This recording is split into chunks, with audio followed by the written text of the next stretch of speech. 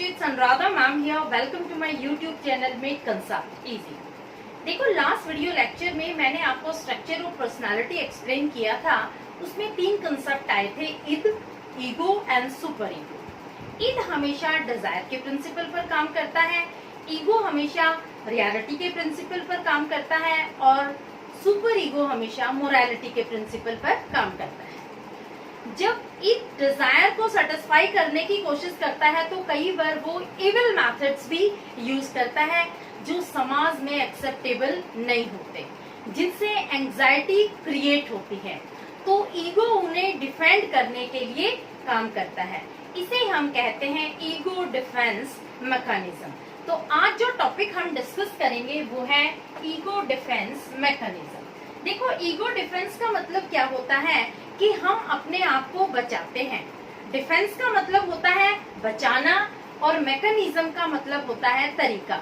हम अपने आप को बचाने के ऐसे तरीके ढूंढते हैं कि हमारी गलती पर हम पर्दा डाल देते हैं। कई बार इंसान जब कोई गलती करता है तो उसे वो इजीली एक्सेप्ट नहीं करता है। उस गलती से बचने के लिए वो झूठ बोलता है, अपने आप को डिफेंड करता है।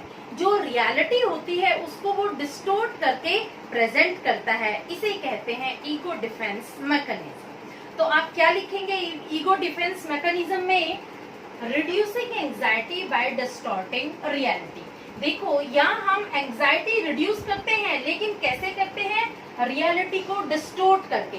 जो रियलिटी होती है उसको हम डिस्टोर्ट कर देते हैं, यानी उसको जो सच्चाई होती है उसको ऐसे पेश करते हैं कि बिल्कुल तोड़ मरोड़ करके जो बात होती है उसको सही नहीं कहेंगे। अगर हमारी सच्चाई किसी के सामने आ जाती है तो हम गलत साबित हो जाएंगे, इसलिए उस बात को ऐसे प्रेजेंट करेंगे, उस स्टेटमेंट को ऐसे प्रेजेंट करेंगे कि सामने वाले को भी ऐसे लगेगा कि हाँ ये रीजनेबल स्टेटमेंट है। इसे कहते हैं reducing anxiety by distorting reality.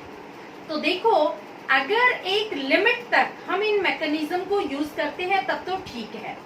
अगर इनको एक्सेस लिमिट यूज किया जाता है, ओवर लिमिट यूज किया जाता है तो ये हार्मफुल होते हैं। ये कौन कौन से मैकेनिज्म हैं जिन्हें हम यूज करते हैं अपने आप को प्रोटेक्ट करने के लिए? तो मैं आपको 1 बाय 1 सारे मैकेनिज्म एक्सप्लेन करूंगी, विद एग्जाम्पल एक्सप्लेन करूंगी। बहुत इजीएस्ट वे से आपको एक्सप्लेन करती हूँ। तो देखो सबसे पहला आता है रिप्रेशन। देखो रिप्रेशन में क्या होता है, हम अपनी इच्छाओं का दमन करते हैं। हर किसी के जीवन में कुछ ऐसी फीलिंग्स होती है, कुछ ऐसे एक्सपीरियंसेस होते हैं जिन्हें वो इजीली एक्सेप्ट नहीं कर सकता। ऐसे एक्सपीरियंसेस को वो अपने कॉन्शियस माइंड से अनकॉन्शियस माइंड में शिफ्ट कर देता है। जिन चीजों से हमें घबराहट पैदा होती है, हमें बेचैनी पैदा होती है, उन चीजों को हम कभी याद करना भी पसंद नहीं करते। तो हम अपने कॉन्शियस माइंड से अनकॉन्शियस माइंड में उनको शिफ्ट कर देते हैं। इसे कहते हैं रिप्रेशन। तो क्या लिखेंगे आप रिप्रेशन में? Anxiety provoking thoughts are dismissed by unconscious. यानी ऐसी थॉट्स जिनसे हमें एंजाइटी क्रिएट होती है उनको हम कैसे डिसमिस करते हैं? अनकॉन्शियस माइंड में भेज करके। समझ में आया रिप्रेशन? नेक्स्ट पॉइंट आता है प्रोजेक्शन। देखो प्रोजेक्शन में क्या होता है कि हम अपनी ट्रेट दूसरों पर थोप देते हैं। जैसे एक टीचर है, आपको बिल्कुल भी वो पसंद नहीं है, आप कभी भी डायरेक्टली ये नहीं कहेंगे कि मुझे ये टीचर पसंद नहीं है, बल्कि आप कहेंगे ये टीचर ही मुझे नहीं पसंद करता है।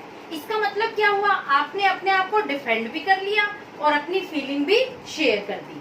आप किसी से नफरत करते हैं तो आप कभी भी डायरेक्टली ये नहीं कहेंगे कि मैं तुमसे नफरत करता हूँ, आप ये कहेंगे कि यही मुझसे नफरत करता है।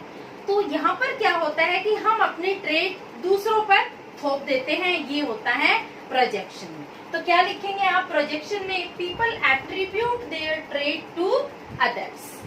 नेक्स्ट पॉइंट आता है डिनायल। देखो डिनायल में क्या होता है कि हम कभी भी जो रियलिटी होती है, जो ट्रुथ होता है, उसको इजीली एक्सेप्ट नहीं करते। एक पर्सन है जो HIV पॉजिटिव है, जिसे एड्स की बीमारी है। अगर आप उससे कहेंगे कि आप HIV पॉजिटिव हो, वो कभी भी इजीली उस बात को एक्सेप्ट नहीं करेगा। हमेशा वो मना करेगा कि नहीं, मुझे तो HIV पॉजिटिव है ही नहीं। तो डिनायल में यही होता है कि कोई भी इजीली रियलिटी को एक्सेप्ट नहीं करता है।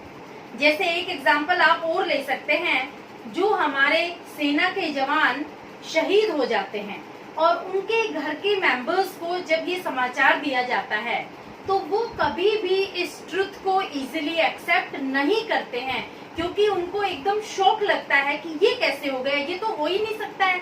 तो डिनायल में ऐसे ट्रुथ होते हैं, ऐसी रियलिटी होती है जो इजीली एक्सेप्ट नहीं हो पाती।